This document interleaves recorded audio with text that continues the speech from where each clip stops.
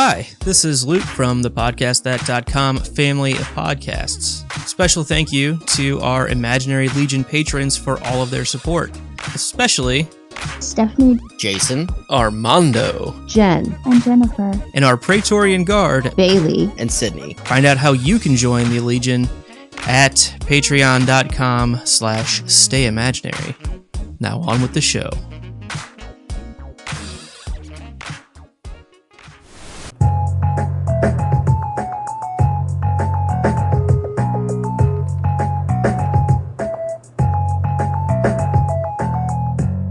Hello and welcome back to the podcast that must not be named. I'm Melissa. I am Luke. And we are here joined by our first-time reader, Riley. Riley, welcome back. Hey, thank you. Glad to be back. And we are here doing something extra special. We are discussing Fantastic Beasts and Where to Find Them by Newt Scamander. I am very excited about this book. It was published by Obscurus Books. My version and the original printing, I have hand-drawn doodles by Harry Potter, Ron Weasley, and Hermione Granger with a special foreword by Albus Dumbledore. My book was 59 pages long, and we are going to talk about all of them. Mm-hmm. Luke, can we discuss a little bit why you don't have what I have? Yeah, so What you have? I don't have it with me, I should say. I lent my paperback copy of the original Hogwarts Library Fantastic Beasts and Where to Find Them to Riley to read. Yeah. So that's what he used to experience this. But I think he also, correct me if I'm wrong, Riley, you also listened to the audiobook I did a narrated little bit by of both. Eddie Redmayne. I liked that a lot. I liked the production in it a lot, and because I've seen those movies as well, I liked Eddie Redmayne, and I liked, hearing that perspective. But it was also really like a cool surprise to see the doodles that Melissa you mentioned, and get that perspective of like the actual textbook. So I got both of them, so that was fun. Right. So yeah, the original one was released, like Melissa said, in 2003. Is that I correct? didn't actually say that, but sure. Think so? 2001. 2001. That makes more sense. The next printing, the first printing of the, I'll call it the newer edition, came out in March of 2017. And that actually looks like this if you have the video going right now. But it came out in a box collection with Quidditch Through the Ages and Tales of Beetle the Bard. So it was the first of all three being collected together, I think. And When I got my box only had 2 books. right. And I have the exact same ones that you're talking about. Is yours paperback or hardcover? They're hardcover. Okay, yeah, mine are paperback, so slightly different, but it should be the exact same on those. But I also have, in the newer edition, the Fantastic Beasts and Where to Find Them illustrated edition with illustrations by Olivia Lemonenk-Gill. They are awesome. I was hoping Riley would be joining me in the studio so I could share some of these photos with him, but Yeah. that's okay. I will try to show them to the camera here, so in future, if you're watching the video, you'll see them as well. Major differences, it's not Harry Potter's textbook that Ron and Hermione doodled in along with him. It also doesn't have the Dumbledore foreword, which kind of sets the tone for why that magical textbook was released to Muggles, I believe. And it's the updated version, the newer edition, has more a foreword just by the author that is more, I'll say, focused on the character of Newt Scamander than would have been available in 2001. This came out right around the time of the first movie, and like Riley said, having Eddie Redmayne do the audiobook narration of the newer version, I really liked. I think it's pretty awesome to have his voice speaking in his own book. So The foreword in that one focuses a lot more on kind of the American, the North American aspect of the whole Fantastic Beasts adventure that is kind of getting brought to light now. So yeah, you're absolutely right. And we're not going to spend a whole lot of time on what has become the new Fantastic Beasts movie franchise. I will raise my hand. I thoroughly enjoy those movies, especially compared to the Harry Potter movies, personally. But we will save those for a later date. But you're exactly right, Riley. It seems like the newer edition forward is more focused on getting people aware of updates to the overall wizarding world, setting context for that movie series, kind of going hand in hand. So we're not going to focus too much on the new edition other than those things. There's some newer beasts in there as well that we're probably not going to touch on. We're going to try to stick to the beasts, the lakes and the rivers that we're used to, and stick with the original 2001 edition. Cool. With that, we're going to jump to, we've sectioned this out a bit. We're not going every little section one at a time, so I kind of jumped it. We're going to start with our first section, which includes all of the doodles in the beginning of the book, the about the author, the foreword by Dumbledore, and the introduction written by Newt Scamander, the original Newt Scamander introduction, as opposed to his newer updated one, which he has. For those of you working with the version with me, this is EI through IX, if you will. And Luke, let's go ahead and start us off. What was your first kind of big idea here? So in the about the author, one of my favorite things that I noticed, which I'm not written here. It's in the about the author, I thought. Dung Bomb's rule. It's in the introduction. Yes, so it's this line here. The first edition of Fantastic Beasts was commissioned back in 1918 by Mr. Augustus Worm of Obscurus Books, who was kind enough to ask me whether I would consider writing an authoritative compendium of magical creatures for his publishing house. So first off, Augustus Worm, great name, right? I mean, that's just a cool name, as usual. This book is, as is typical for J.K. Rowling, filthy with interesting character names, and it's it really sets the tone for, I think, how silly this is and how lighthearted this is intended to be, even more so than the regular books, which get goofy at times too, which is always nice, but has that same kind of charm, I think, just woven throughout it. Yeah. And the thing that I really liked about this line here was the publishing house, Obscurus Books. Now, we're not going to dwell on it too long, but we'll say that Obscurus becomes a much more prevalently used term post Harry Potter books. So that's something that, and Melissa, your original edition has that same thing. That's an early drop in. Ooh, that's interesting. Mm-hmm. But at the time, you'd have, in 2001, we'd have had no reason for that to be interesting at all. So that's why, to me, it's like, okay, that's cool. Either that's a well-picked out thing that she picked in future to tie it all together, or it was a tidy thing that she had in there early on. So I just like that. Sure. All right.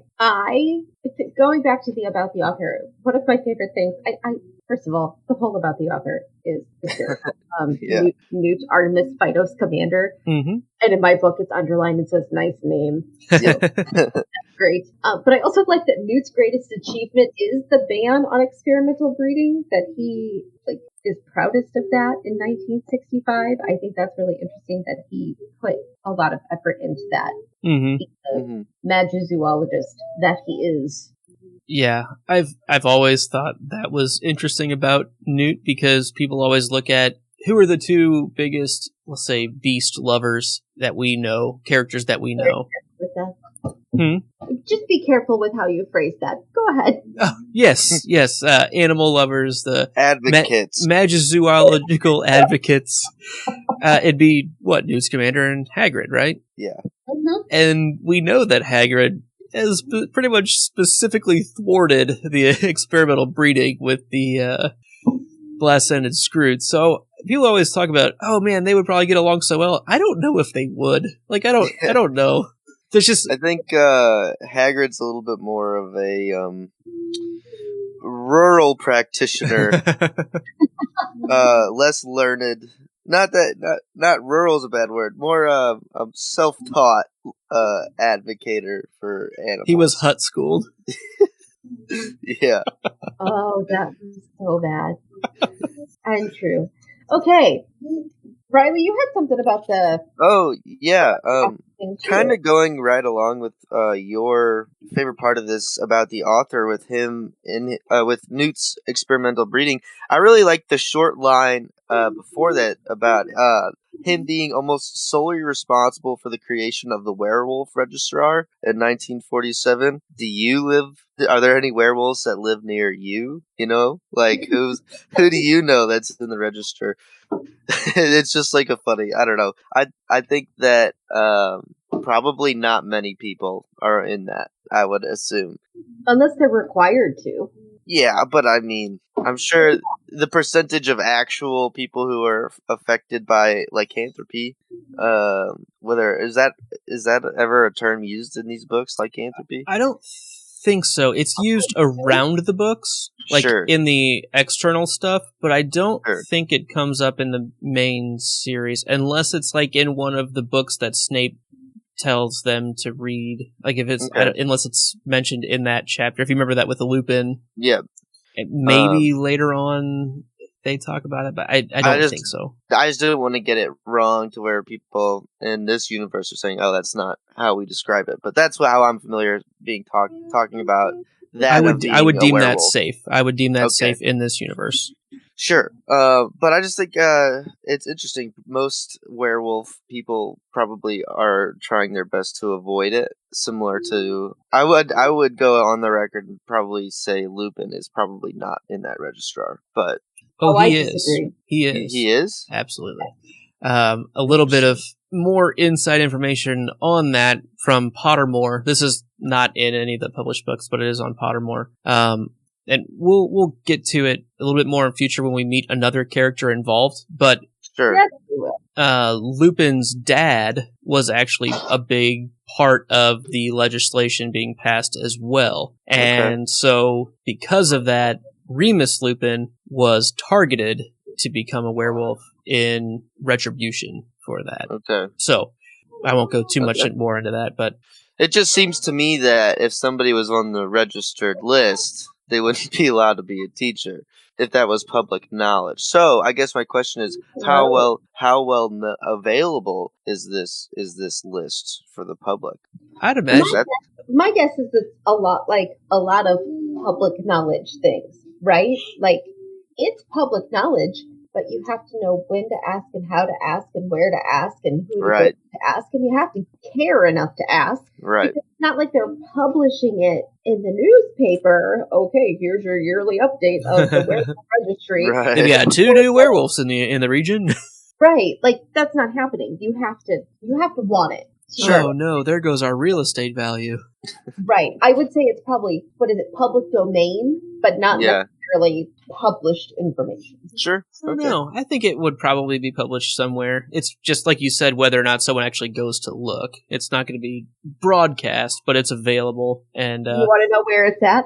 It's in the library, right next to the registered animagus list. I was working my way. It's going to be a lot like the registered animagus. Yes. So, Okay. but yeah, there's a lot of werewolf stuff even still to come in the book series Cool. for you there, Riley. So, my last little thought here in the About the Author section is it says at the very end, now lives in Dorset with his wife Porpentina and their 3 Neasels. What was it? Holly, Hoppy, Millie, and Mahler. Hoppy, Millie, and Mauler. And little bit of information for you. Do you know who Porpentina is? I do. Good. I think. Who? Well, in like the movie, Mhm. is she in the movie? Yes. She's not the English girl he meets, or American girl he meets, is it? Is she? Well, her name is Tina. Okay, yeah, then that's what I thought. I thought it was her. Yeah. Unconfirmed, but this name was out there in 2001. And for Sure. people who've actually read it, remember it, when that character first shows up, it's like, oh, yeah, they're definitely going to end up together. Right. Okay, good. So that's good.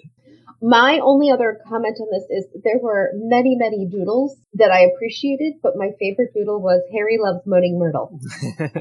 Personal My, favorite. my only complaint about many of the doodles in here is that they all refer to, like, whenever Harry is referring to Ron writing in his book, he always just, like, calls him Weasley. And I don't think Harry, like, ever calls Ron Weasley in the books. I remember feeling that way too. Like, I get it, it's fun, but they don't call each other by No, they their call last names. him Ron. Like, isn't that kind of wild?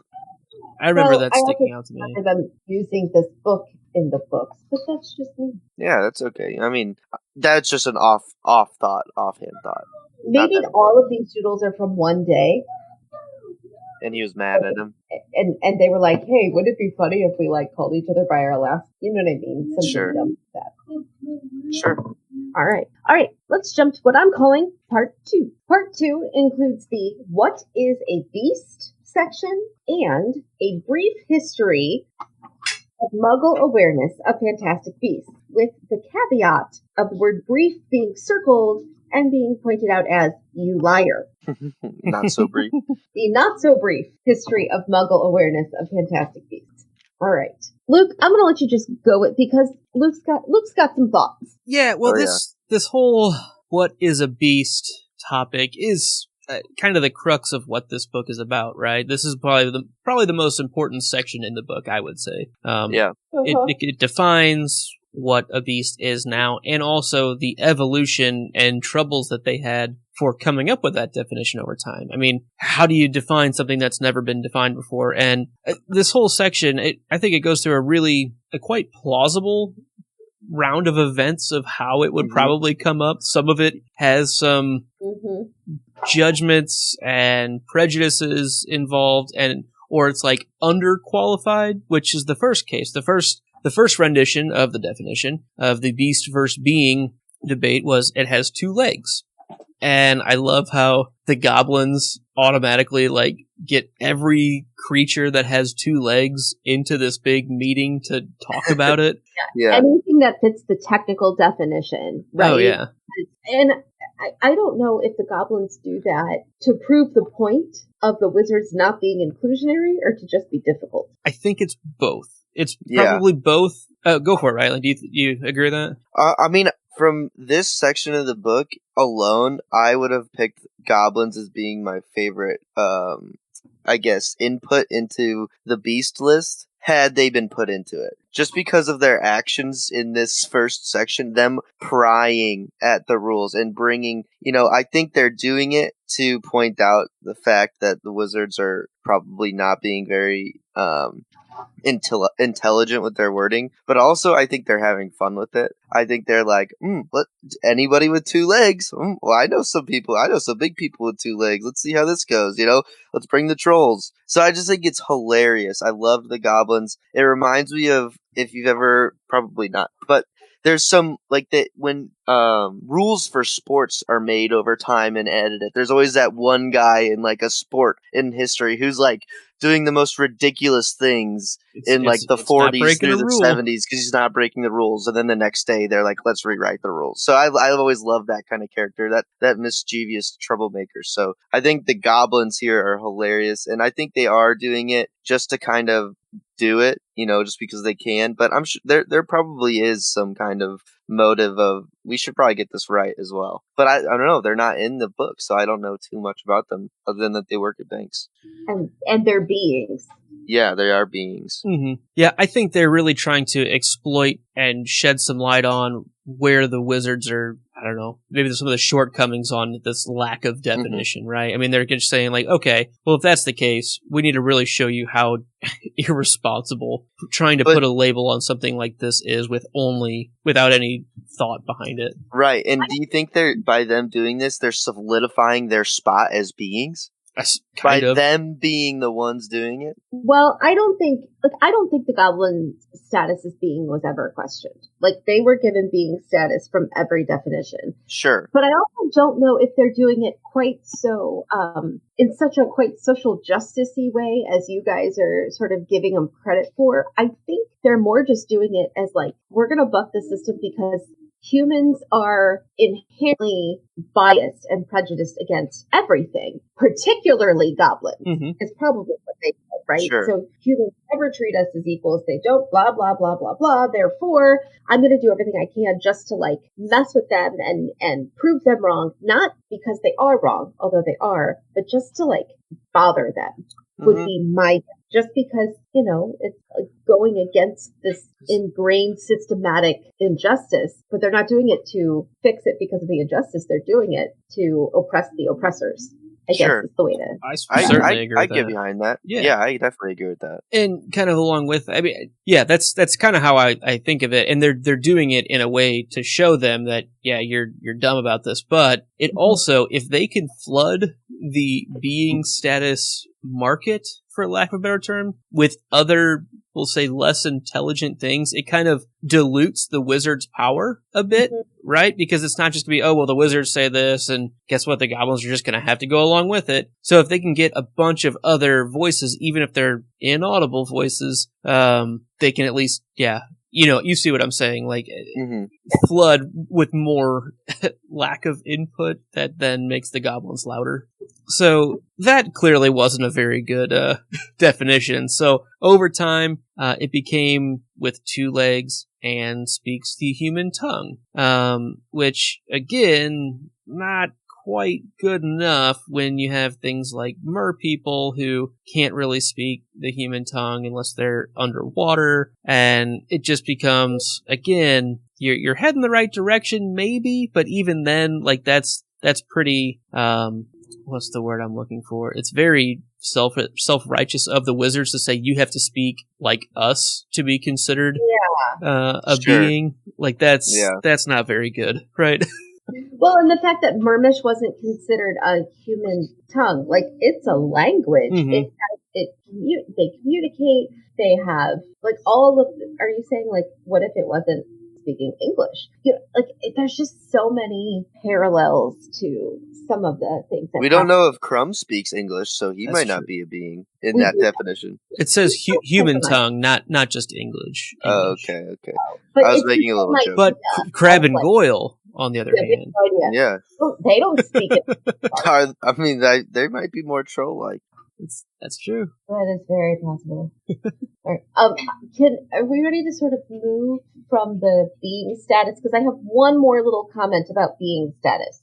Sure. Yes. My favorite being status is not a being status. And it's not a beast status. It is this. An exception was made for the ghosts, who asserted it insensitive to class them as beings when they were so clearly has-beens. Yeah, I think that's a really funny definition. Yeah, like those are great. Sensitive to the deeds of the ghosts, who are very clearly has-beens. That is brilliant classification, by the way. Yeah. Oh, yeah. And so, like, the original definition was in the 14th century. The second definition of being able to speak the human tongue was a little while after that, maybe 100 years later. And this actual definition comes in 1811, when Grogan Stump, the newly appointed Minister for Magic, decreed that a being was any creature that has sufficient intelligence to understand the laws of the magical community and to bear part of the responsibility in shaping those laws. And then the footnote there is what Melissa was saying, that the exception was made for ghosts.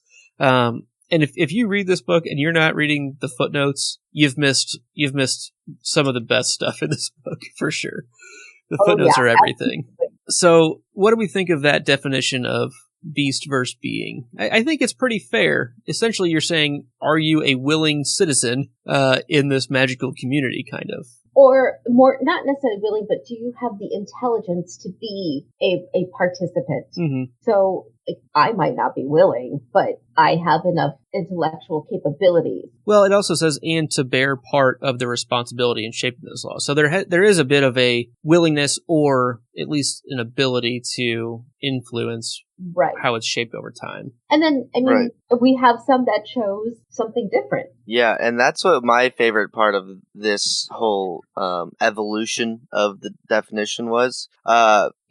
Once this final definition came in 1811 after the centaurs, specifically first, requested to not be considered beings, and they preferred to be considered beasts. And a year later, merpeople made the same request. And the footnote says that they objected to be considered beings in they rejected some of the creatures that they would be also considered beings, so hags and vampires, and they would have rather stayed away from being lumped in with them. But I have a feeling that the big reason that the centaurs decided not to continue on with this classification is part of the law, is the wording in the law, and that says has sufficient intelligence to understand the laws of the magical community. They obviously can do that, and to bear part of the responsibility in shaping those laws. I think the centaurs don't care. I think they already know probably just as much, if not more,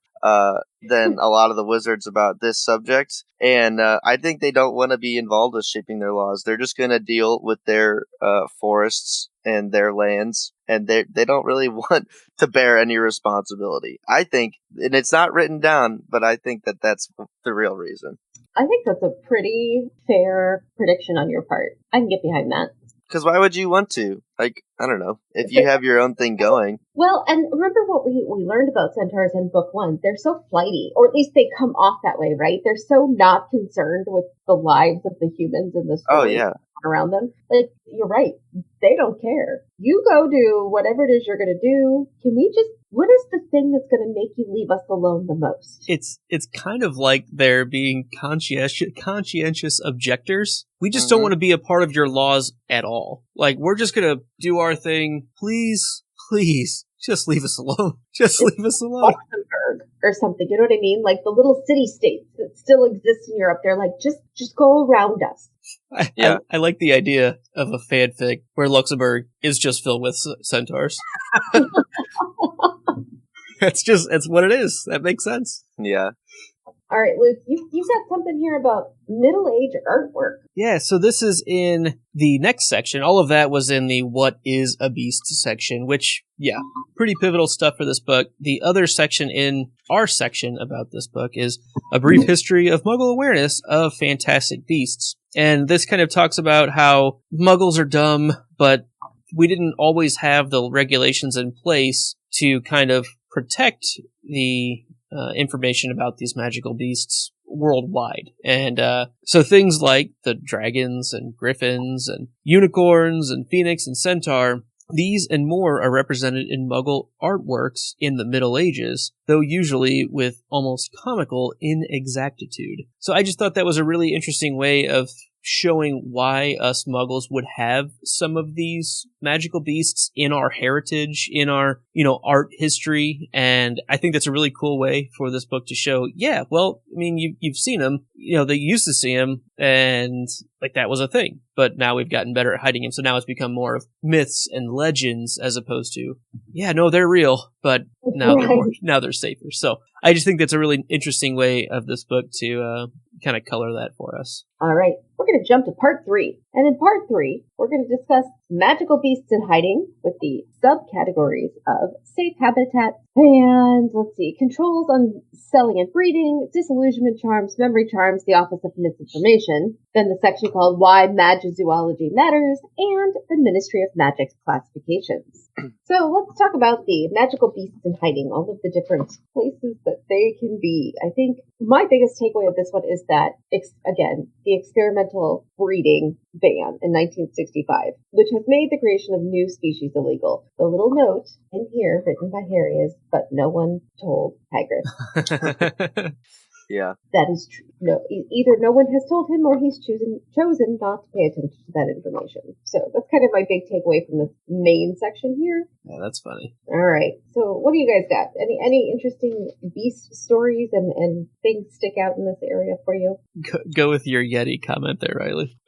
Yeah, I think the fact that the Yeti, it kept getting caught so much that they had to organize an international ring of dedicated Yeti hiders to keeping it quiet. Like, that's how I imagine, it's like being sent to the Night's Watch in Game of Thrones. Like, oh, you're going to the Yeti crew. Well, it's been nice knowing you. Like, you're gonna go up in Tibet and spend time with like 6 guys just casting memory charms on people and like casting a lot of snow spells in front of the Yeti as it walks down the street. I don't think he cares where he goes. I think at this point he probably wants to be a being as well, and or he's just gonna keep eating people and doesn't mind. But nobody. But the thing is, interesting enough, and we'll get to it way later on. But they mention in the Yeti section that nobody's seen him for so long, not even wizards. But in the beginning of the book, there's an international ring of wizards that are dedicated to hiding him. So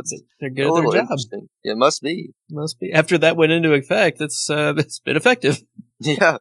One of the things quite similar to that stuck out to me is about a certain Kelpie, the world's largest Kelpie. And it says, the world's largest Kelpie continues to evade capture in Loch Ness and appears to have developed a positive thirst for publicity. So I think we all know which Kelpie that might be in Loch Ness. And I think it's also funny because it gets mentioned again here in another section in our section here, the Office of Misinformation. I might just read this whole section because it's easier than anything. So, the Office of Misinformation will become involved in only the very worst of magical collisions. Some magical catastrophes and accidents are simply too glaringly obvious to be explained away by muggles, without the help of an outside authority. The Office of Misinformation will, in such a case, liaise directly with the Muggle Prime Minister to seek a plausible, non-magical explanation for the event. The unstinting efforts of this office in persuading Muggles that all photographic evidence of the Loch Ness Kelpie is fake have gone some way to salvaging a situation that at one time looked exceedingly dangerous. It's great. It's so good. That is one of my favorite parts in this whole book. I love this book so much. Yeah, I firmly believe that after I graduate from Hogwarts as a Slytherin, I would find myself in this position in the Office of Misinformation. That's a pretty good one. I would love to be the wizard with a briefcase that shows up in like the Oval Office or at the Prime Minister's door, and it's like, listen, man, we're not gonna be able to figure this thing out. So, what makes the most sense? Here's what's going on. In your language, we have a shape-shifting horse that lives in water. People have seen it. People have photographic evidence. It's real. It's real. But you guys can't think it's real. So what are we going to do about this? Let's work together. Let's work backwards. That's where we're starting. Deconstruct. I just see all of your improv skills like being excellent in that role. Oh yeah. Plus, like all of your like business management and project like manage, like it is actually the perfect job. It's like crisis management with an extra sensory of creativity dashed in. Oh yeah, I would definitely be gunning for that job. Someday when I grow up, I want to work in the Office of Misinformation. That doesn't exist. At least not in the Muggle world. See, now we know which office Riley wants to work in. That's a good one. I hadn't thought about how fun that would be. Like people don't talk about that one though. That's a quite fun one to be in. You have to work once every 7 years? I'm sure they're doing other things too. Well, I mean, you probably are doing other things, but like the biggest jobs that you have come around, like when something really bad happens, sounds good to me. Do you know what the American version of that is? Probably awful. No, Men in Black. Oh, true. Yeah, that's true. Like, and what do they do all day? They check the hot sheet. You read the National Enquirer, like all of the tabloids. That's what you do every day. Yeah, I mean, and they're even walking around like the Obliviator Squad too, right? That's exactly what they're doing. Man, good stuff. Good stuff. All right. So I think the only other big comments we have here really are about the classification rankings, which I think are very important. I'm glad that you are. I'm going to read through them really quick, if that's okay with you, Luke. Yes, go for it. All right, here we go. The Ministry of Magic Classification, the Department for the Regulation and Control of Magical Creatures, gives classifications to all known beasts, beings, and spirits. These offer an at-a-glance guide to the perceived dangerousness of a creature. The 5 categories are as follows. Ministry of Magic, Mom, classification, XXXXX, known wizard killer / impossible to train or domesticate. Side note, from Harry or anything Hagrid likes. XXXX, dangerous / requires specialist knowledge / skilled wizard may handle. XXX, competent wizard should cope. XX, harmless / maybe domesticated. 1X, boring. In some cases, I have felt an explanation for the classification of a particular beast is necessary and have added footnotes accordingly. I think, along with the what is a beast definition section, this is probably right up there with some of the most important things. Sure. Just usability wise, I guess, for what different beasts are and like the at a glance, being able to tell what's going on. And I will tell you, so just to preface this whole discussion, which I could have done earlier, my 5-year-old son and I have been working through One Beast a Night in the illustrated edition for a while now. Let's see, where are we actually at? Which we'll get there soon. It's not every single night, but we're on Grindylows. But I can tell you, he knows these classifications. He knows them very well. And so when I say, hey, Griffin, this one's a 1X, what does that mean? He goes, boring. That's funny. Yeah, and he knows 5X is super incredibly dangerous. So I think that's important. That's funny. That kind of cuts into my comment that I was going to make on these classifications. I was going to ask first, how do you feel about the distinctity between the classifications? How do you feel about them, like, individually? Do you think they're all fair? Do you think they make sense? I write a lot of rubrics in my day job where you, like, if this is the low end and this is the high end, what are all of the little, like, stair steps in between? Right. I do that a lot. I would say this was not done very strategically. Yes. It's done for humor. Sure. But I agree. I'm okay with the humor as well, and I like it. Very rudimentary classifications. Very I feel like there's probably some differences between some 5Xers and some 4Xers that... It's where you need some decimals. Yeah. I think it's fairly reasonable for a 5-point scale. I think you hit all the high things that you need to. I think there needs to be more points. Like, known wizard killer and impossible to train / domesticate, 2 completely different things in my book.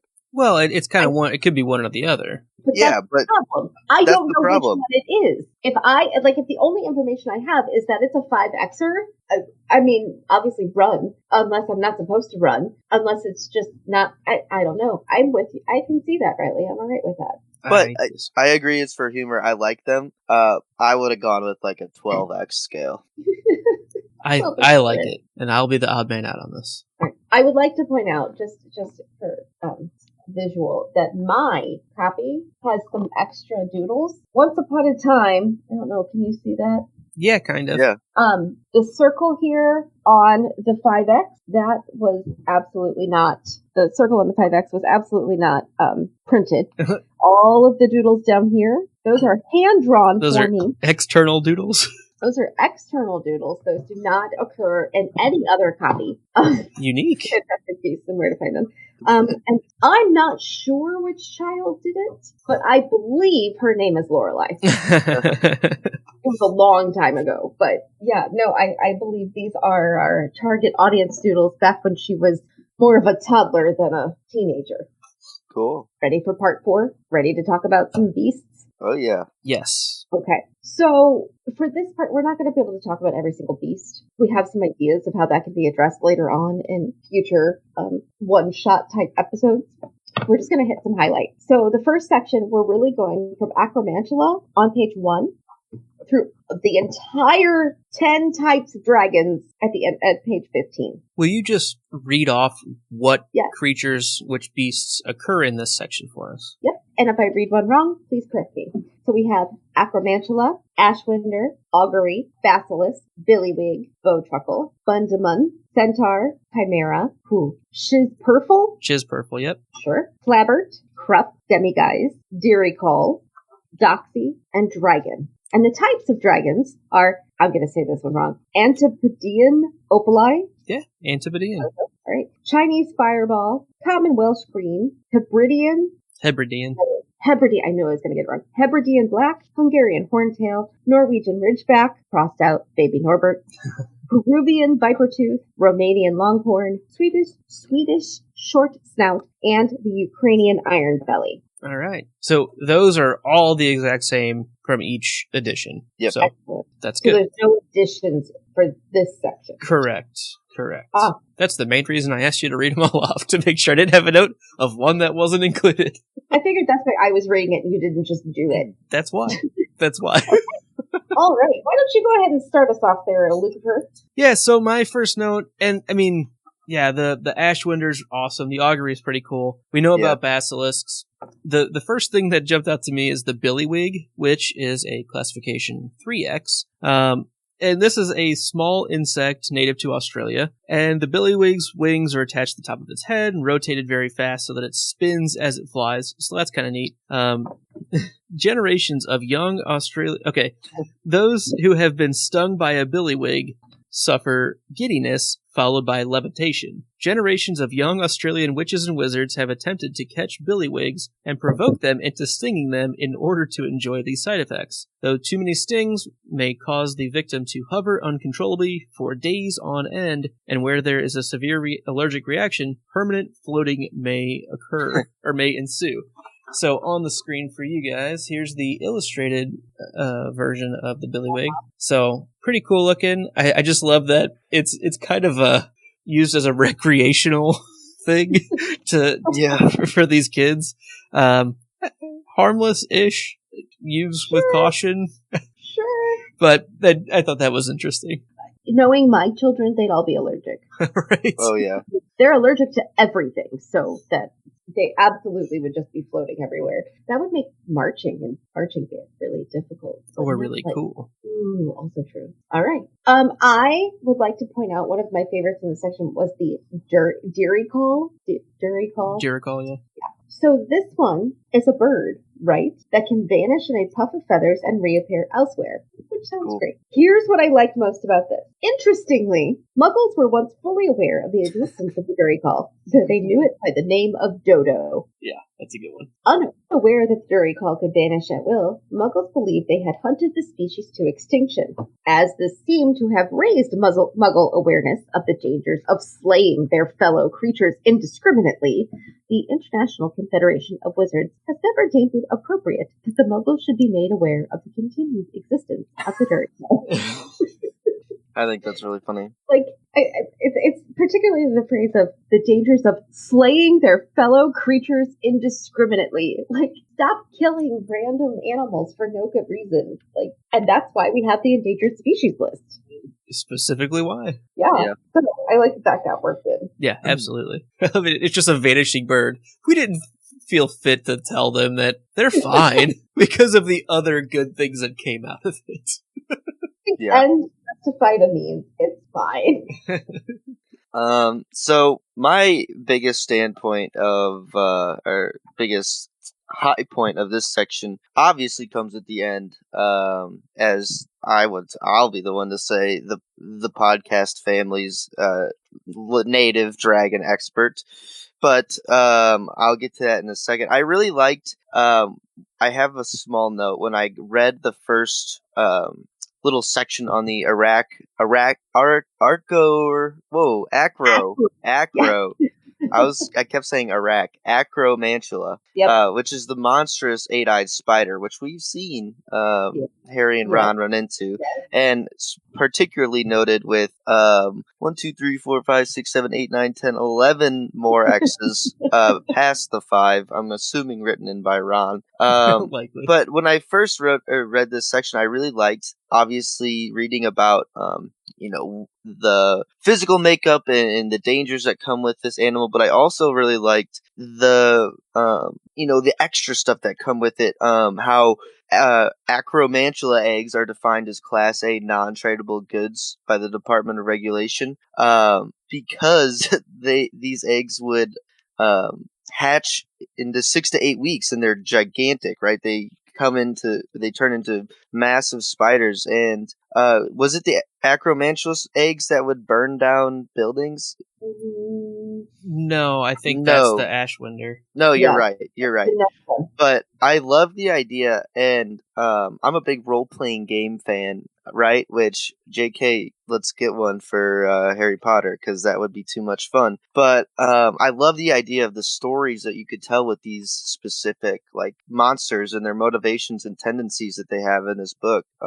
You could go really into detail with stories and adventures just based off of these, classifications and regulations. Like, could you imagine a whole story based off of like an acromantula smuggling ring of eggs that these bad wizards are trying so hard to keep quiet? I just think that part of because this was the first section that you get with all of that in, I thought that was really interesting. Okay, But- can we also put in there like the people who try to grow their own basilisk? Yeah, yeah, Putting the chicken egg under a toad and then they can't get the toad to sit. exactly. Like, it's a whole like Stephen King novella. Yeah, I love that. I love that. But my favorite section was on the dragons because dragons are the coolest real animal to ever exist. And This is why we invited you on this episode. It's also why neither of us took notes on that section because we wanted to leave it just open for you, full reign. biggest I'm gonna put myself on mute. Go. biggest thing is that there are not enough types of dragons, and I don't like that. Oh, I do like how much there are and how different they are, but I wish there was more organization into why certain dragons look the way they do and why they are so different from one another. There's just specifically, physicality descriptions and like the tendencies and what they do, but there's no reasoning as to why like they are so different from one another. So I would have liked to know more about that, and I feel like there's just an extreme lack of dragon diversity here. I think there's got to be more breeds because they're so cool and powerful. But some of the coolest dragons, the Opali, I thought was really interesting. Just because it's multicolored and it glitters, and I think that would be really cool. And it's not that big, and it just eats sheep. Like, there's your Opali, Riley. Yeah, right on. That's awesome. And it's just like a nice dragon. It eats the sheep, doesn't mess with people really. And the eggs can be mistaken for fossils, which I thought was cool. Common Welsh green, always gotta love the ancient English dragon, like Scottish Welsh dragon. Gotta put that one in there. Love it. I believe Donald was a common Welsh green. Oh yeah, Was he? Donald, the dragon, the dreadful dragon the dreadful dragon of Dundee. of Dundee, which is clearly in Wales. Yes. Mhm. Donald is a common Welsh green. Yeah, so we know about a couple of these. Like, we know about the horntail. We've just seen that. We know about the ridgeback a little bit. Peruvian viper tooth is the smallest, but also the swiftest. So that's pretty scary. That's probably the most dangerous. Couldn't you imagine? I mean, obviously No.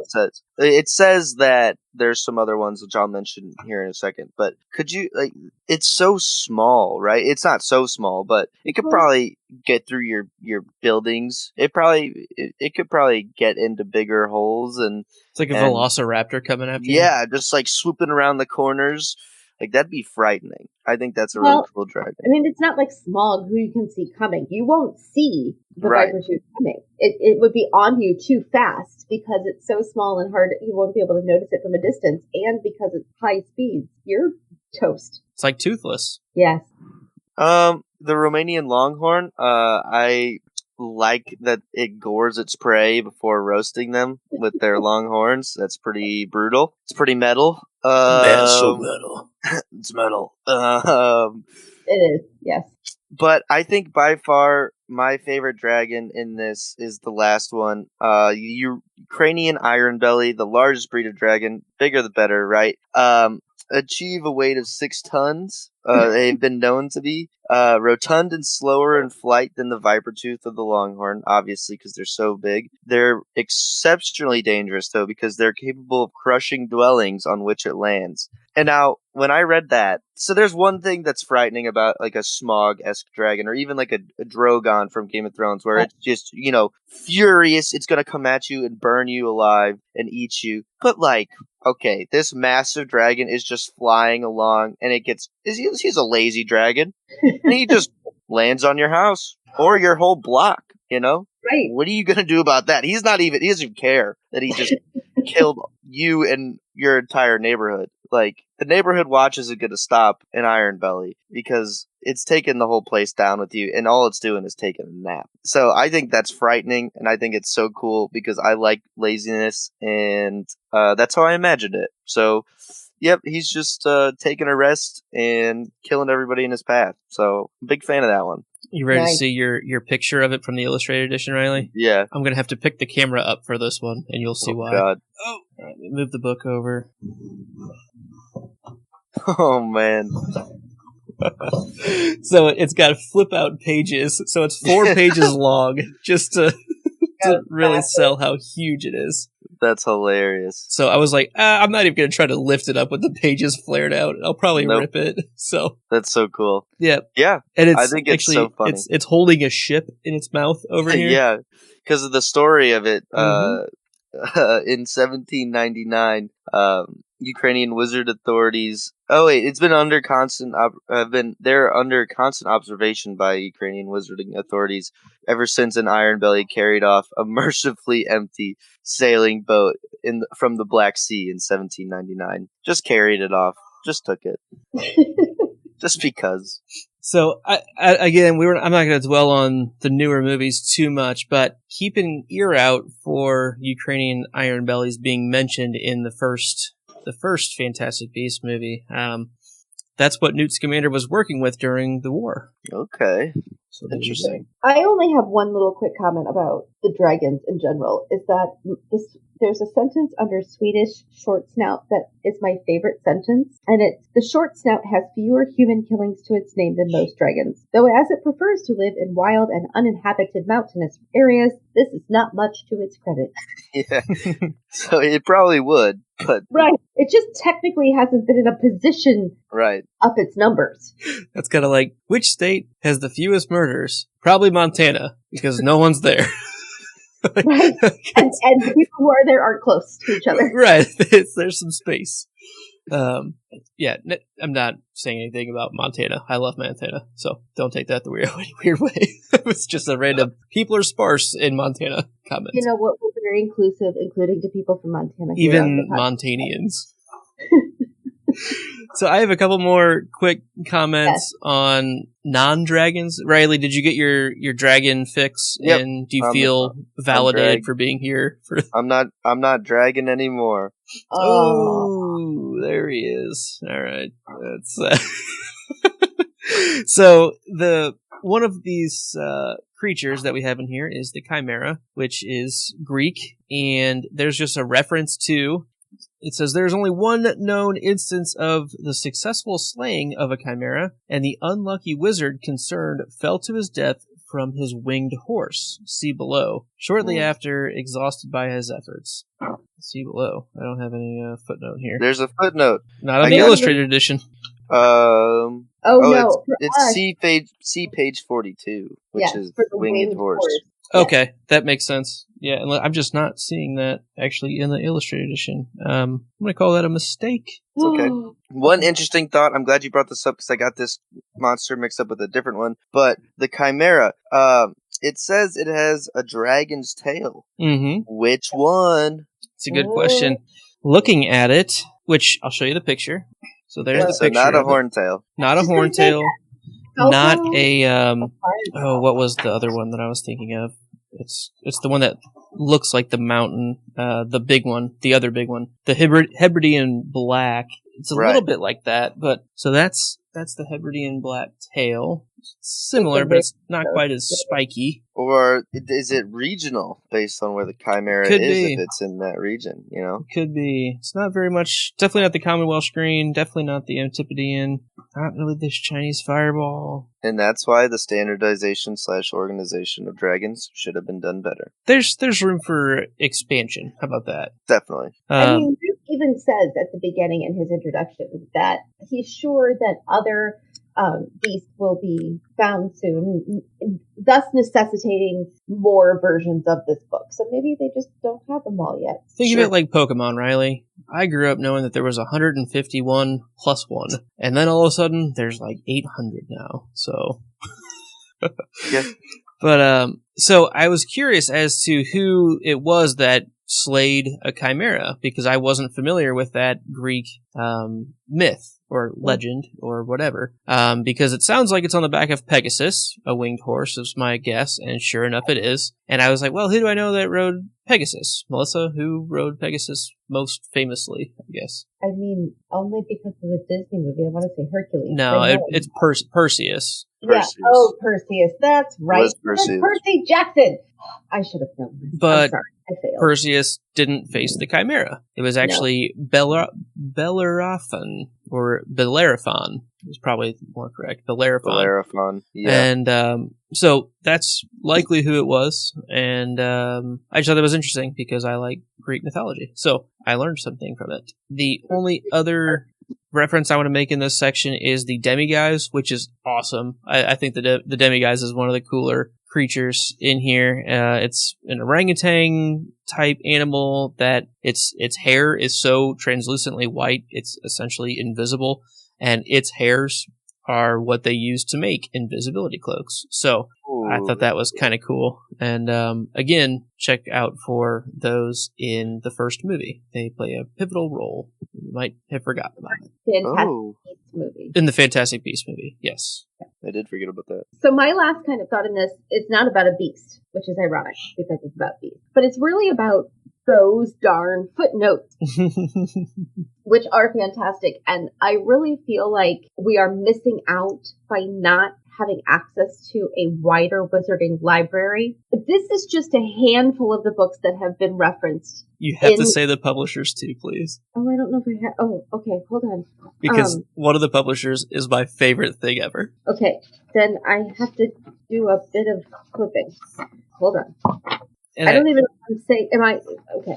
So the ones that I've marked, I have Muggles Who Notice by Blenheim Stock. That's one. Yep. There's The Philosophy of the Mundane, Why the Muggles Prefer Not to Know by Professor Mordecus Egg, Dust and Mildew, 1963. It's a good one. Mm-hmm.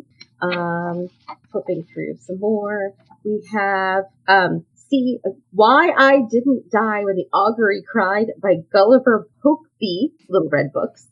Which one was that? Little Red Books. That's my favorite because you read it, it's spelled like R-E-D, but most of the time when you hear it, it's like they're very little red. Like people don't read them very often. Little Red. Yeah. So I think that's really funny. It's one of those audible type things. Really funny. Okay, and then there's one more, the Home Life and Social Habits of British Muggles. Wilhelm Wiggleworthy, Little Red Books, 1987. Mm-hmm. The History of Magic by Bathilda Bagshot is also Little Red Books, 1947. Nice. Yes. And honestly, when I wrote this note, I had only gone through this section. I didn't look through the rest of the book for any other references. If any come up, if I missed any, I apologize. I tried to get not all of them, but it's the really interesting ones to me. Yeah, the only other one I see flipping through the end. Here we go. So I've got Quidditch Through the Ages by Kenilworthy Wisp, which will be our next episode. Stay tuned. And this is the here we go. For a heart-rending account of one wizard's battle with lycanthropy, see the classic Harry Snout Human Heart by an anonymous author, published by Wiz Hard Books. Oh, that's so good.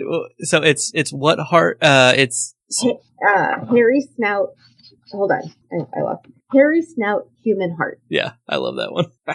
It's so good. Read the footnotes, people. Read the footnotes. Oh, footnotes are so good. All right, here we go for section 5.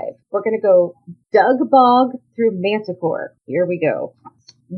Dug Bog, Urkling, Erumpet, Fairy, Fire Crab, Flabberworm, classification 1. Whooper, Ghoul, Glumbumble with bum circled in it because boys. Gnome, Raphorn, Griffin, Grindylow, Hippocampus, Hippogriff, Horklump, Imp, Jarby, Jobberknoll, Kappa, Kelpie, Gnarl, Measle, Leprechaun, Lethifold, Lobalug, Malaclaw, and Manticore. Whew, there was a lot. All right. Lobalug was in there? Which one? The Lobalug? With an L? Yeah. Right before the Mackled? Yes. Okay, Yes. so just as a quick recap of which ones are not in there, which are in the newer edition but not in the original, are the Hide Behind, which is awesome. That's a cool one, so definitely check that one out. The Hodag and the Horned Serpent, I think, are the only 3 additional ones. Okay. Yeah. All right. So, what stands out to you guys on this group of animals? So I'll go on a quick note here, just because it's in the first section. With the Dewbog, or not the Dewbog, the Erkling. I'm sorry, I'll go with the Erkling really quick. The elfish creature, from Germany. It's larger than a gnome with a pointed face and a high-pitched cackle. It's entrancing to children who it'll try to lure away from their guardians and eat. So, there's been a lot of control on this Erklings because of the last known Erkling attack upon the 6-year-old wizard Bruno Schmidt resulted in the death of the Erkling when Master Schmidt hit it very hard over the head with his father's collapsible cauldron. And my only interesting thought here is that if this Erkling, which is a class 4, is extremely dangerous, 6-year-old Bruno Schmidt has got to be an incredible wizard that is coming up, right? He had to do great things if this was the last known, if it happened a long time ago. 6 years old taking on a category 4, that's pretty impressive in my book. Just a small little note. Bruno Schmidt, keep a lookout. Keep an eye out for good old Bruno. Did you see the picture of Bruno, Riley? I think he's going to come up to be a big deal. Here's your Bruno Schmidt in action. Oh, what a hero. Child hero. In Bruno He's Schmidt, a we Slytherin trust. for sure. Slytherin for sure. Oh yeah, self-preservation to the fullest. There, that's yeah. Oh yeah. I just have a quick comment about the next beast, the Erumpet. That the Erumpet males explode each other during mating season. I'm not going to go into it too much, but I think that sounds fantastic. They do. Of course they do. Of course they do. Why? That's all. Next. That's hilarious. All right, we'll just stick with going in order on this one. The fairy. I love this one so much, the way it's written, because clearly Newt Scamander does not care for fairies too much. And one of his footnotes is so the very first line says, the fairy is a small and decorative beast of little intelligence. Footnote. Muggles have a great weakness for fairies, which feature in a variety of tales written for their children. These fairy tales involved winged beings with distinct personalities and the ability to converse as humans, though often in a nauseatingly sentimental fashion.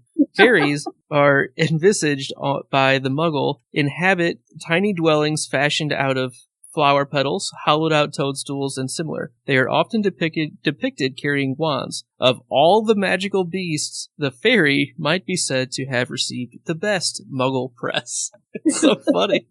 I just love it so much. It's, clearly like a shot at Tinkerbell, right? Oh yeah. All of it. Because it's true. You can walk through any art museum and there are just like a wing full of fairy pictures and paintings and yeah, nope, they're wrong, says Newt Scamander. I like how he just basically says, yeah, they're kind of a pest. Right? Despite their human-like appearance, the fairy cannot speak. It makes a high-pitched buzzing noise to communicate with its fellows. Yeah, that's pretty good. All right.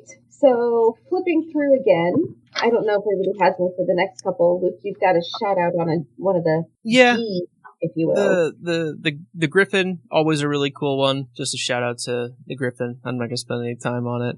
I'm glad we get reference to the ghoul. We know that there's a ghoul in the Weasley's attic, so it's kind of neat. We get a little information on how that makes sense. I think, sorry to jump in. Oh, you're good.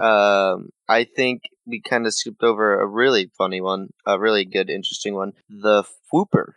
Whooper's a good one. The Whooper is an African bird with extremely vivid plumage. They may be a variety of colors. And the interesting thing about them is that though at first enjoyable, a Whooper's song will eventually drive a listener to insanity. Footnote: Uruk the Oddball attempted at one time to prove that the Whooper's song was actually beneficial to health and listened to it for 3 months on end without a break. Unfortunately, the Wizards' Council, to which he reported his findings, were unconvinced, as he had arrived at the meeting wearing nothing but a toupee that, upon closer inspection, proved to be a dead badger. Interesting fact about Uruk the Oddball. I have it pulled up as well. Go for it. Eric the Oddball is known to have slept in a room containing no fewer than 50 pet auguries. During one particularly wet winter, Eric became convinced by the moaning of his auguries that he had died and was now a ghost. His subsequent attempts to walk through the walls of his house resulted in what his biographer, Rodolphus Pittiman, described as a concussion of 10 days' time. That's such a British way of saying it. A concussion of 10 days' time. The best part of that is that his biographer's last name is Pittyman.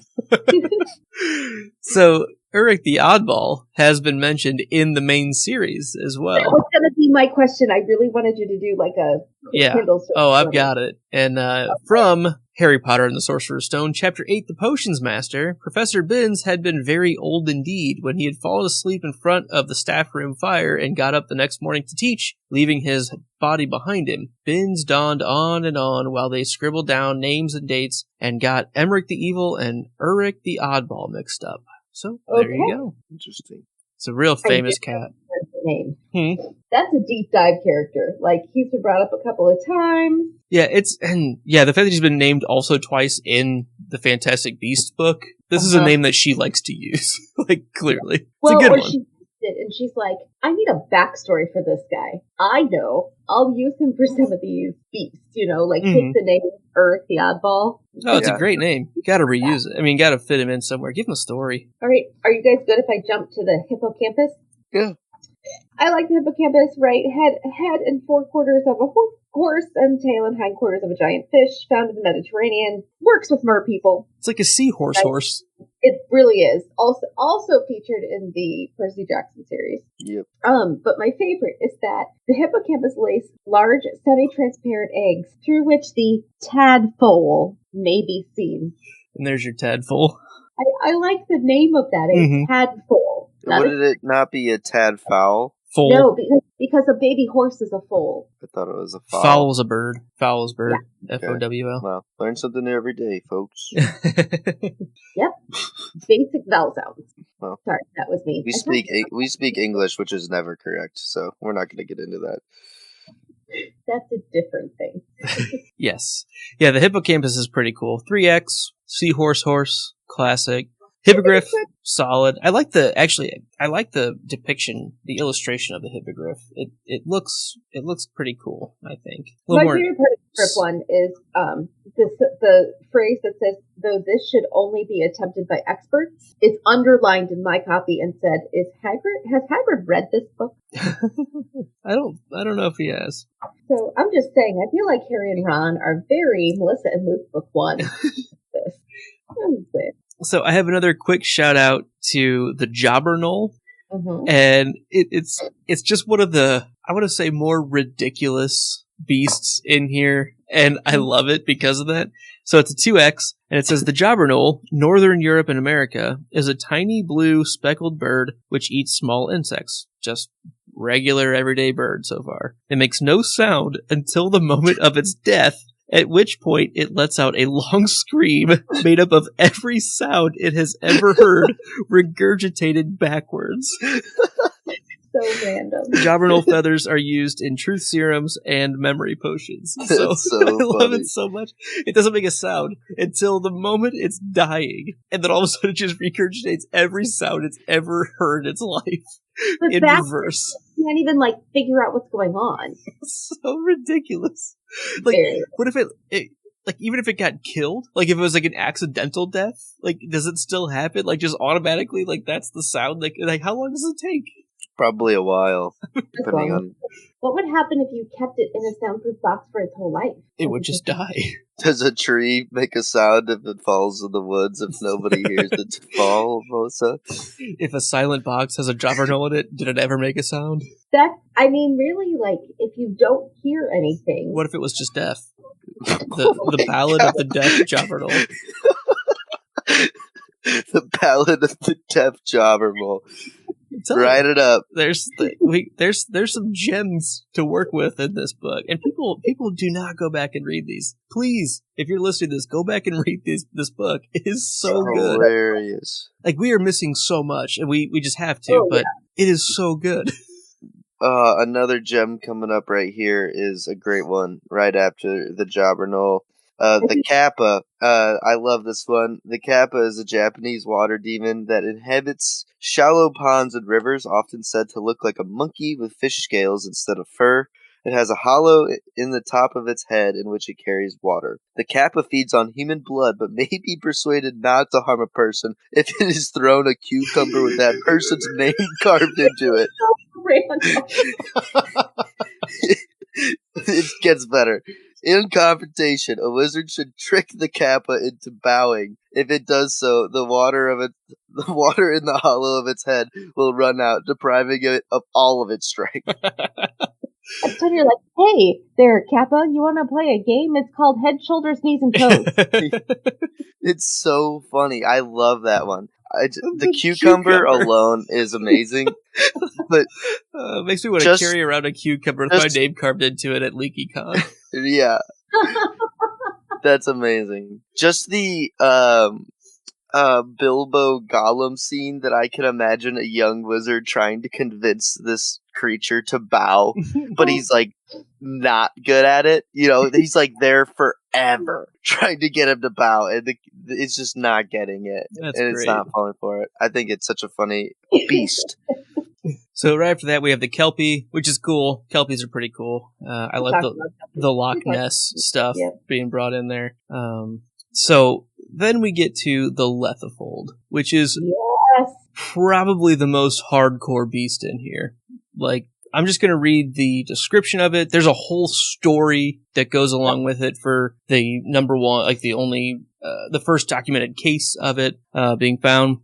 So, Lethifold, 5X. Also known as Living Shroud, the Lethifold is a mercifully rare creature found solely in tropical climates. It resembles a black cloak, perhaps half an inch thicker if it has recently killed and digested a victim, which glides along the ground at night.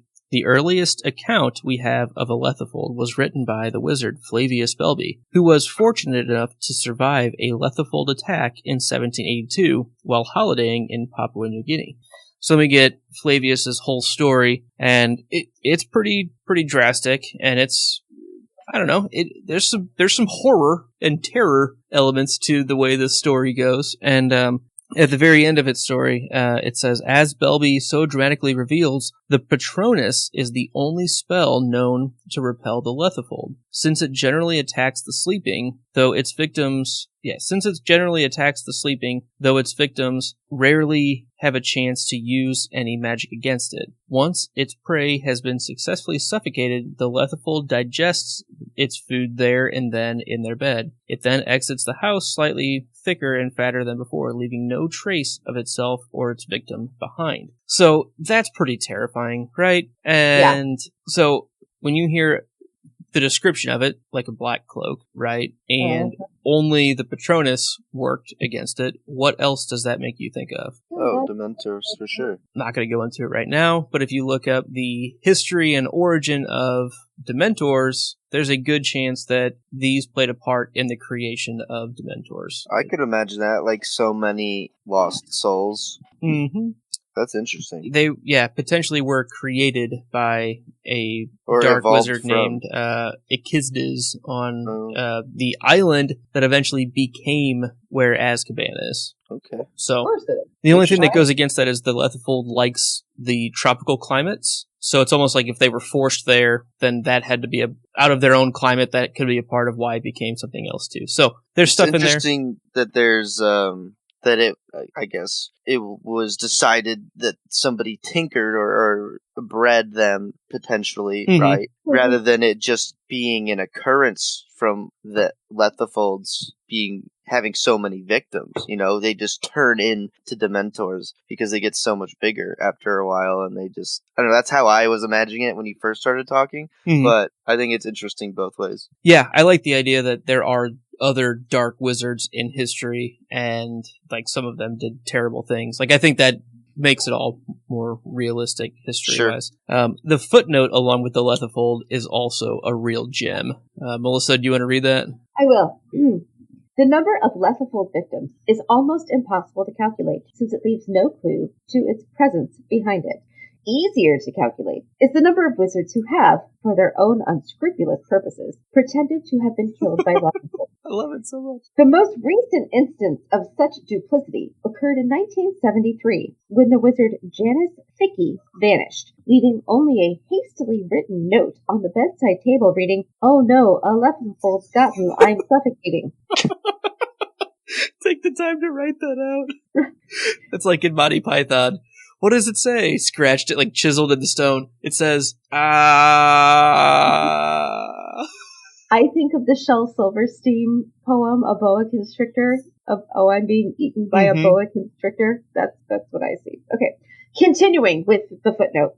Convinced by the spotless and empty bed that such a creature had indeed killed Janice, his wife and children entered a period of strict mourning, which was rudely interrupted when Janice was discovered living 5 miles away with the landlady of the Green Dragon. Yeah, that's great. So many good things in that one little footnote. There are so many good things. One, the first part where it's like, yeah, it's hard to tell how many there are because there's literally no trace. And yeah, like that's even more scary, right? It's even scarier about it.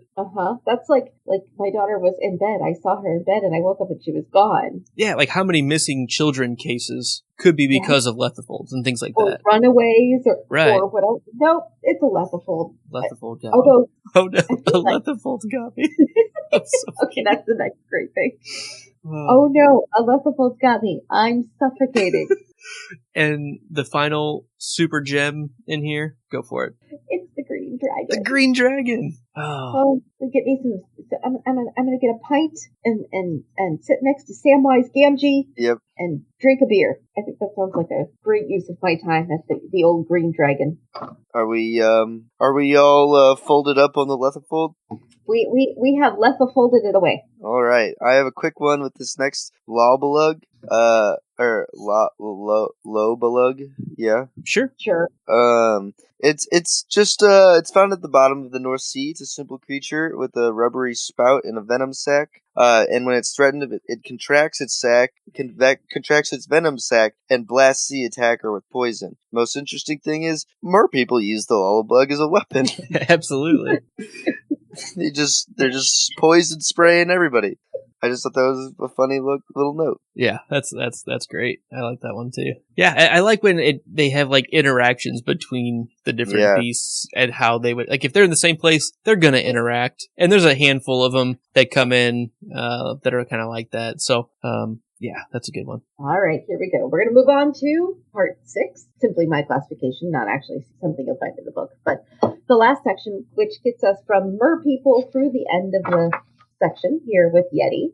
So I will read all of them for you. Are you ready, Luke? Mm-hmm. Here we go. Mer people, Moke, Mooncalf, Murtlap, Niffler, Nogtail, Nundu, Akami, Phoenix, Pixie, Plimpy, Pogribbon, Porlock, Puffskein, Quintiped, Remora, Redcap, Riem, Runespore, Salamander, Sea Serpent, Shrake, Snidget, Sphinx, Streeler, Tebow, Troll, Unicorn, Werewolf, Winged Horse, and Yeti. Highlight. All right. The only non-included, or the only additions to the newer edition are the Snallygaster, another 4X, the Thunderbird, which is very much highlighted in the first Fantastic Beasts movie, and the Wampus Cat, which is another one of the Ilvermorny houses. Right. All 4 Ilvermorny houses are in here, so there you go. All right. Going through, I think, Wally, you've got kind of the first... Yeah, unless you have anything on mer people. I don't have much. I don't. We talked a lot about mer people in book 4, so I kind of put them. In general, for the mer people, I just like that it calls them out as several different names for their different locales. Like, it calls out the... I'm not on the right page, but it's also known as Sirens, the Selkies, and the Marrows. So it's taking, again, a lot of different types of mythologies and just saying, yes, those qualify in this whole conglomeration of mer people. And I like that they're, like, more beautiful in different areas. Mm-hmm. Like, I think that's funny. In warmer waters, they tend to be more attractive or more beautiful. Do you know what another name for those sirens are? I do. Go ahead. You could say it. The Lorelei. Exactly. Oh, you're right. Yep. So, all about suck in all those poor stray sailors and crash their boats into Right. rock. Great. Kind of coming in right after the mer people, I thought this was an interesting one. The moke, a silver green lizard, reaching up to 10 inches in length, and it has the ability to shrink at will, and consequently has never been noticed by muggles. Moke skin, however, is a highly prized material among wizards for use as money bags and purses, as the scary material will contract at the approach of a stranger, just as its owner did. Moke skin money bags are therefore very difficult for thieves to locate. My note is that Moke Skin Money Bag would be the coolest band name ever. I literally laughed out loud when I read your note earlier. Yeah. It's so funny. Moke Skin Money Bag. Yeah. And next up on stage, opening for the Weird Sisters, Moke Skin Money Bag. And the Grammy goes to Moke Skin Money Bag. Oh, that's great. That was so funny when I saw that. Oh. That's all I got on that one. All right. Mooncalf, Murtlap, Niffler, Nogtail. Anybody got anything on those? Niffler is from the movie, right? Mm-hmm. Yeah. And then they're in the book. Okay. Yeah, they were in book 4. They were in book 4. Yeah. Nogtail, Nundu. Yes. Let's talk about it. I'm upset. Riley has feelings. Oh, would you like me to read it first and then? Yeah, go for it. I don't even want to read it. Okay. Nundu, Ministry of Magic Classification 5X. This East African beast is arguably the most dangerous in the world. A gigantic leopard that moves silently despite its size and whose breath causes disease virulent enough to eliminate entire villages, it has never yet been subdued by fewer than 100 skilled wizards working together. So the breath, go. My problem is I'm getting into like Riley oversight. I'm a reader talking about the writing here. Dumb choice for the most arguably dangerous creature in writing. I think that a quiet, disease-breathing big cat sounds way less dangerous than a massive, flying, fire-breathing lizard. I think that there's definitely some way they could get this Nundu figured out, and it sounds like they're not trying hard enough. It can't be that big. Like, there's no way that this thing is that dangerous. Do you see how big it is? Do you see how big it is in this picture here? Yeah, it's not 4 pages long. Do you see how tiny the people are next to it? Doesn't matter. They're down here. That's okay. They're itty bitty. Dumb choice. Big cats are cool, but not that cool. Dragons are way more dangerous than they should be. So bad choice. The interesting thing about the Nundu is I think it's an explanation of why there's such devastation and disease in Africa. It's a bit of an explanation on magical means of why it's so prevalent there, and the fact that it spreads disease that also spreads to other people. It doesn't have to necessarily come in contact itself to kill them. That's why it's on a much larger population, much more dangerous than, oh, there's a dragon. If I just hide until he goes away, I'll be fine. Like this, unless he crushes my house. Right. Exactly. But in general, right. I'm just saying. I think that's why it says arguably. It has the spread factor that dragons don't really have. I get that. I don't know. I don't really have a problem with it. I just saw when it was arguably the most dangerous, I had to fight for the dragons there. But I don't know. It seems cool. Like this is the argument on like which one would you rather have to live through, a tornado or a hurricane?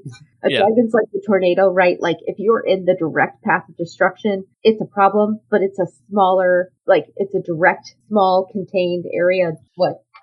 The Black Plague. What if there was just a couple evil wizards that were like, hey, Europe stinks. Let's bring a Nundu over there. Yeah. That was the Black Plague. They probably wasn't 100 of them. They definitely did that. With No. The less 100 is that you can't stop a Nundu unless you've got at least 100. No, I know. I'm saying that the fact that they can't deal with it with less than 100 wizards now, I think, is ridiculous. Oh, because a couple of bad guys got together and like contained it enough to ship it to Europe for the Black Plague. Mm-hmm. Got it. Okay. 100%. That's my conspiracy theory. All right. Can you hear me? Yes. All right. My call dropped out for a second and it stopped recording for a second. So The last thing that I had was the contained catastrophe. Melissa, you were saying... So the tornado is a contained catastrophe, whereas a hurricane comes in and devastates hundreds of square miles all at once. That's the Nundu. Is that Sure. it can come in and devastate hundreds of square miles, which might actually not be as devastating as the direct line of the fire, right? I might just get sick. I might not die, but it's still like because of the amount of people being impacted. I agree with you. I get behind that. Do you want to hear my conspiracy theory? Yes. With the Nundu? So I believe that the idea that 100 wizards now can't deal with it is false. Like I said, don't think they're trying hard enough. I have the conspiracy theory that only a couple wizards were able to deal with it and contain it and ship it to another continent. What is my evidence for that? The Black Plague. I think a couple bad guys in the past were like, let's go mess up Europe. And they just brought a Nundu over there, and that's why so many people died. Yeah. And there's no way they had 100 people agree to do that. So, I mean, they ended up solving the plagues over time. yeah, but they probably moved the Nundu out by then. Nobody got caught for it. Yeah, that's plausible. That's plausible. Hey, I'm sticking to it. All right, Dragons are way more dangerous. Tweet at JK. Yep. All right, moving on. Anybody have any thoughts on the alchemy or the phoenix? Luke, I thought I saw some phoenix notes on your... Yeah, so shout out to our buddy Jason. If you remember, he had a question about the phoenix song striking fear in the hearts of the impure. It's mentioned in this book that it does that. It's never mentioned, I believe, I didn't go back and check, but I don't think it's mentioned in the main books about that. It just kind of says that it fills Harry with a sense of goodness and strength. So good on you, Jason, for remembering your Fantastic Beasts textbook lore. So there you go. Just wanted to give him a shout out. Good job. All right. The next one's the Pixie. I just want to point out that the Ministry of Magic classification for Pixie is 3X, but in my book, it's 7X with the Lockhart. Yeah. That's what it says? That's awesome. Yep. You know, Lockhart has a mental block when it comes to dealing with Pixie. A Blockhart. Oh, there it is. Oh, you know, it's a good episode when you can get some Lockhart references in there. It's the scale. Probably doesn't have enough points for Riley, but there's the scale, the Lockhart scale of quality episodes here. All right, what about Plimpy or Pograbin or Porlock? Anybody have any thoughts on those guys? Nope. Next one I have is the Rune Spore. All right, so I have something on the next one. It's the Puffskein. I have absolutely nothing about the actual Puffskein, but there's a conversation that happens. and it doesn't say who's saying what, but I'm inferring. The first line is from Ron. I had one of them once. Harry responds, what happened to it? Ron replies, Fred used it for bludger practice. It's pretty rough. Well, and in our ongoing quest to differentiate between the twins, of course it was Fred. Of course it was Fred. Yeah, that makes complete sense. I will also say, I think we will see the Puffskein again in the main series coming up. Book 6? Yeah. Mm-hmm. Yes. Yep, called something slightly different, but yes. Yes, yes. Then we have the Quintuped, which I want to talk about later. Okay, very interesting on that one. Very interesting on that one. The Remora, the Redcap, the Ram, the Rune Spore, which is also interesting. So Luke, take it away. I'm not going to read the whole thing, but it's a 3-headed snake. And the Rune Spore, though not in itself a particularly vicious beast, was once a favorite pet of dark wizards, no doubt because of its striking and intimidating appearance. It is to the writings of parselmouths who have kept and conversed with these serpents that we owe our understanding of their curious habits. It transpires from their records that each of the Runespor's heads serves a different purpose. The left head, as seen by the wizard facing the Runespore, is the planner. It decides where the Runespore is to go and what it is to do next. The middle head is the dreamer. Runespores may remain stationary for days at a time, lost in glorious visions and imaginings. The right head is the critic and will evaluate the efforts of the left and middle heads with a continual, irritable hissing. The right head's fangs are extremely venomous. The Runespore rarely reaches a great age, as the heads tend to attack each other. It is common to see a Runespore with the right head missing, the other two heads having banded together to bite it off. It's so funny. It again reminds me of like Monty Python. You have the three-headed knight, and they just bicker and bicker and bicker against each other. They all have different personalities, and I just really think that was maybe part of her inspiration for coming up with the rune spore here. Yeah. Very possible. All right. Snakes who say knee. Yeah. Oh, I need to watch that movie again. I do too. I actually tried to the other day, but I couldn't find it. For free, at least. Right. All right. So, salamander, sea serpent, shrike, anything on those? Not too interesting. Then we come to the snidget. Yes. I just have a note saying, for more on the snidget, join us next time for Quidditch Through the Ages. Yeah. Special guest, Abby. Yeah. All right. Then we have the Sphinx. We just met the Sphinx, right? I really like the Sphinx. Yeah. It's one of my favorites. I don't know. I don't have anything too interested about it, but I just like that it deals with puzzles and riddles, and it's dangerous only when it's what it's guarding is threatened. What if it's not anything? There was. Is it on the next page for the Sphinx? There was something, and maybe this was in the newer edition, but there was something about the Sphinx in the newer edition that said it was usually aggressive when posed with the wrong answer, or it would only kill humans. I think that's earlier in the in the early stuff. Yeah, the intro, but I think it was. I'll see if You're I can right. find it really quickly. But I thought that was funny. I like the Sphinx a lot. I think it's a cool character. Or a cool beast. Streeler, Tebow. The Streeler is interesting. I don't really want to talk about it, but that's an odd one. It's a snail that, one, leaves a trail of highly venomous and goo behind it that just shrivels and burns all vegetation, and it also like glows in kaleidoscopic colors, so people collect them even though its venom is incredibly dangerous. They just like them because they change colors every hour. And its venom is one of the only known things that can kill a horcrux. Little fact there for you. Yeah.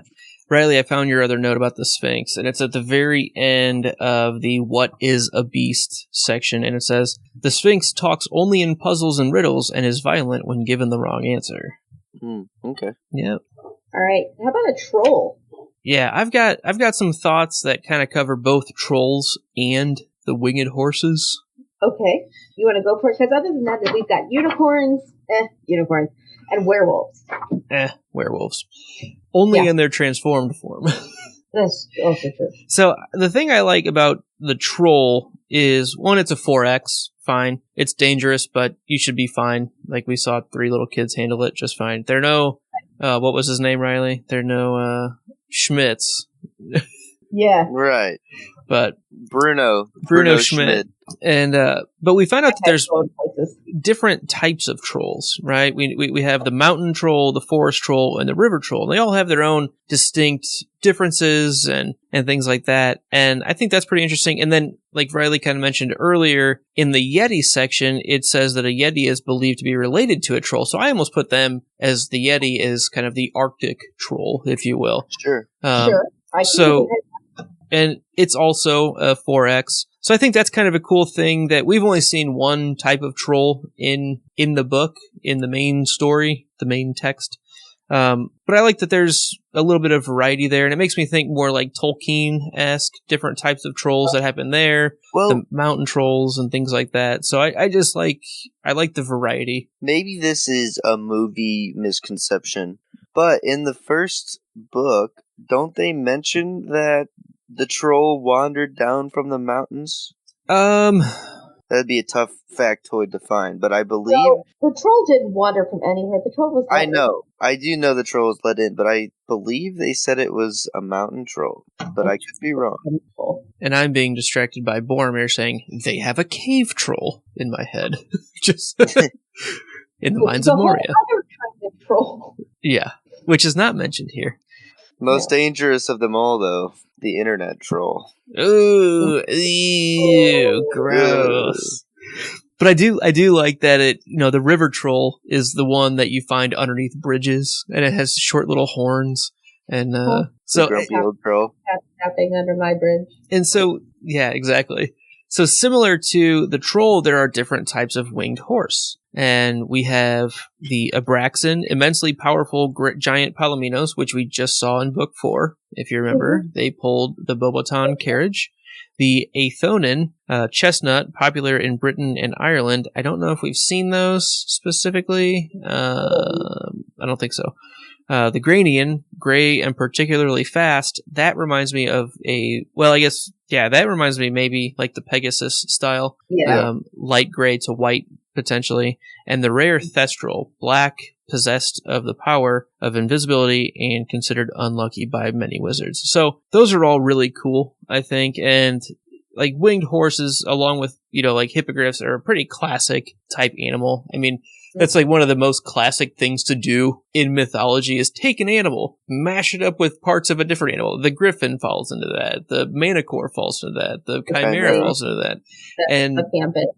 Yeah, I just love that she was able to take these different types of winged horses and just lump them together in a way that makes sense, I guess, and kind of pays homage to all of those different mythologies. So that was one of my favorite ones too. And it says that their classification ranges from 2 to 4. Yeah, but it doesn't tell you which ones are less dangerous. The poor textbook. I agree.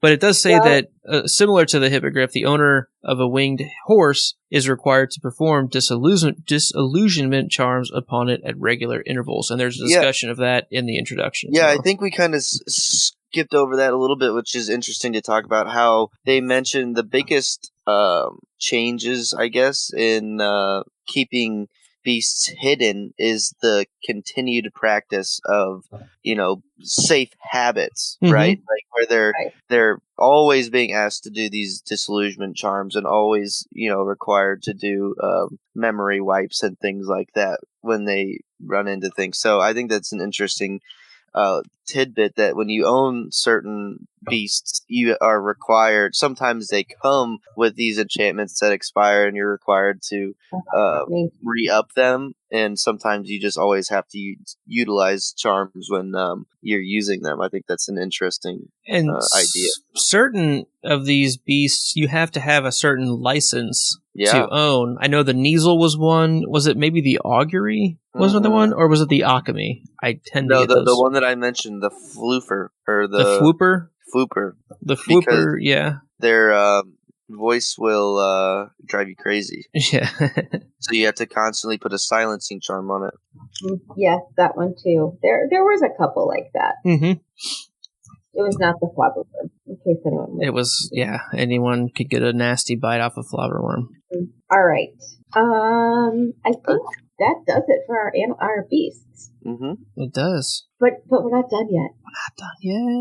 So now we get into what we do for everything all the time, our superlatives. So guys, I want you to have to pick, what was your favorite beast? And Riley. Luke, I think Luke, I'm going to start with you. For me, it's the Lethifold. I think the Lethifold is very interesting and curious. Like, that's a really cool beast to create. I don't know if that's in any other mythology. To me, it seems like that's a JK invention.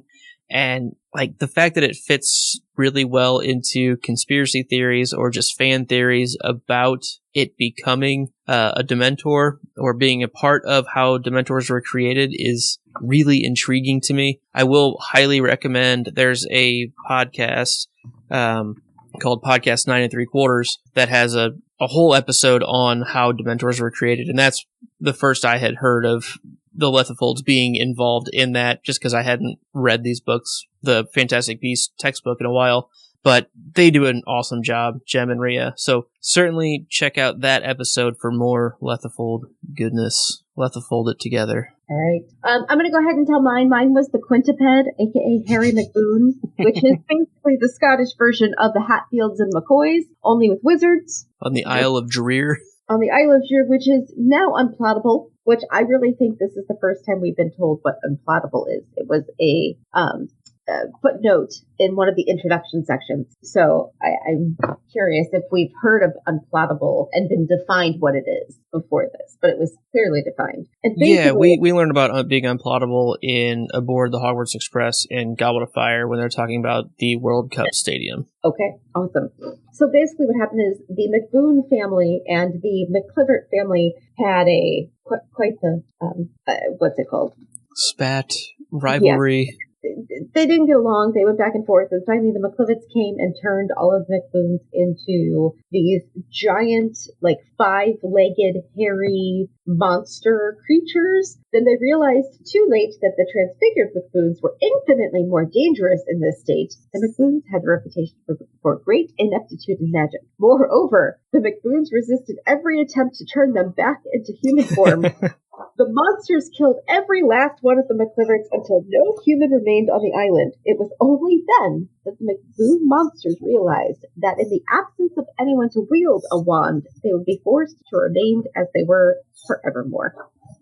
I like the story of the Quintupled. Yeah, it's so That's cool. the best backstory, I think. All right. And then Riley, what was your favorite? So you may be surprised, but my favorite was not any of the dragons. I like the dragons as a whole, but I feel like there's too much missing. Needs more dragons. I really think that I kind of went into it earlier, but I like the Kappa a lot. For a beast that was new, something different, something funny, but also pretty interesting. I just think the Kappa is. It seems like a cool little beast. I like the idea of a monkey with fish scales. It really reminds me. It gives me that Gollum feel with a bowl on the top of its head. So I thought that was funny. All right. So, any final overall thoughts there, Riley? First time reading through this textbook. Is it what you expected? Is it different than you expected? I'm glad that there was a lot more motivations and tendencies in the descriptions of the beasts, rather than just like physicalities. You know, I like that there was backstory elements into it. I loved the humor, but I think the best part of this book is definitely the tidbits of information that I can tell are woven into things that we've come by and probably things that are to come. And I just really like you could tell that for how small of a book it is, how much work got put into the decision making of like the exact wording of every description and like intertwining some of them with other characters that we know of or have heard of, like you guys mentioned with the books, and with intertwining beasts together. So I just thought it was really well done in terms of continuity. I like that a lot, and the background information. I just thought it was really cool. All right, Luke, any other thoughts from you? I love this book. It's so fun and light, and in the wait between books 4 and 5, this was. I just remember it very fondly. Of it just kind of filled that void really well, and it didn't feel like a cast off. Like, oh, here's just something, I just got to get something out to please people. It's like, no, like Riley said, there was a lot of effort and very specific things, specifically chosen things that went into how this book was put together, the narration style of Newt, the silly things from having it actually be a textbook with handwritten notes and doodles. It's a lot of fun. Read the footnotes. It's dense, and that we've been sitting here for a little over 2 hours now, and we missed a lot because we couldn't. I mean, again, maybe we'll do something more broken up. Yeah, more specific and deeper dive in future. But I think you can get the overall feel from the chat that we've had today that it's fun. It's easy to read. I mean, you can sit down and read this thing in less than an hour pretty easily, I'd say. And, or listen to the audiobook with Eddie Redmayne reading it to you. It's really well done. And, yeah, I enjoy it quite a bit. Mm-hmm. Then that wraps us up. You can find us on social media on Twitter and Instagram at NotNamedPodcast. You can send us to your digital owls at notnamedpodcast@gmail.com. Find this show and all of our shows at our website, thepodcastthat.com. Hey, you should also subscribe to our show on iTunes if you have an Apple phone, or on whatever your podcatcher is on your Android or Windows phone, or if you have something else. Let us know what you have, because I don't really know what other options there would be for that. But also go and subscribe to our YouTube channel for the podcast, That Family of Podcasts. We're trying to consolidate all of our shows down to that one YouTube channel, so you can find all of our shows from the whole company in one easy location. Riley, that yellow box is yours. Oh, I didn't know I had a box. You have a box. Riley gets a box. This show and all of our shows at thepodcastthat.com are produced with the love and support of our wonderful Imaginary Legion patrons. Oh, doing that again. This show and all of our shows at thepodcastthat.com are produced with the love and support of our wonderful Imaginary Legion patrons. Learn more about our reward tiers at patreon.com/stayimaginary. Join us next time when we discuss Quidditch through the ages. With our special guest, Abby, Gertie of House Condescension, our Quidditch correspondent, Gryffindor Quidditch correspondent, and sports extraordinaire. Until then, stay imaginary. Thanks.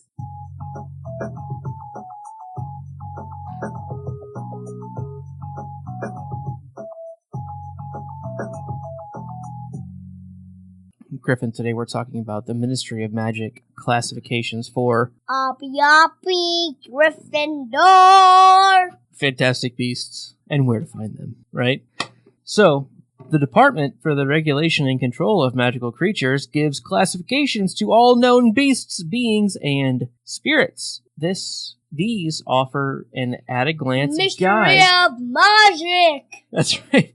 These offer an at-a-glance guide to the perceived dangerousness of a creature. How many categories? How many categories? 5 categories are as follows. Classifications. 5X. What does 5X mean? Super incredible. Incredibly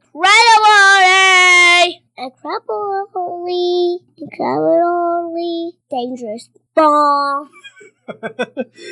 Yeah.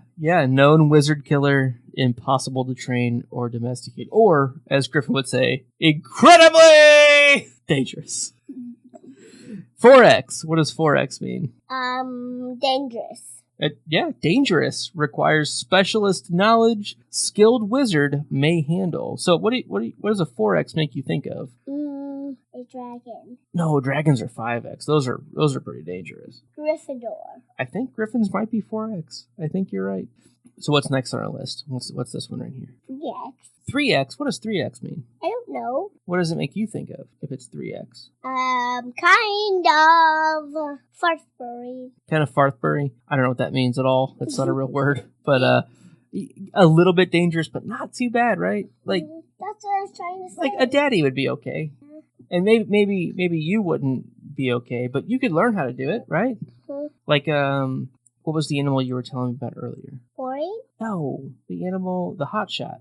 Well, that one it's... What's it called? A flare. A flare. Well, that one should be like 2X. That's like a 2X. So what's a 2X? I forgot. Well, no, you tell me. What do you think a 2X is? A Baba Dangerous. Baba Dangerous. That's not very dangerous at all, isn't it? Yeah. I mean, Baba. Baba. It's not even a very dangerous one. Yeah, no, harmless. You know, it. Why they're 2X's is because they're kind of thieves. They're kind of thieves. What do they steal?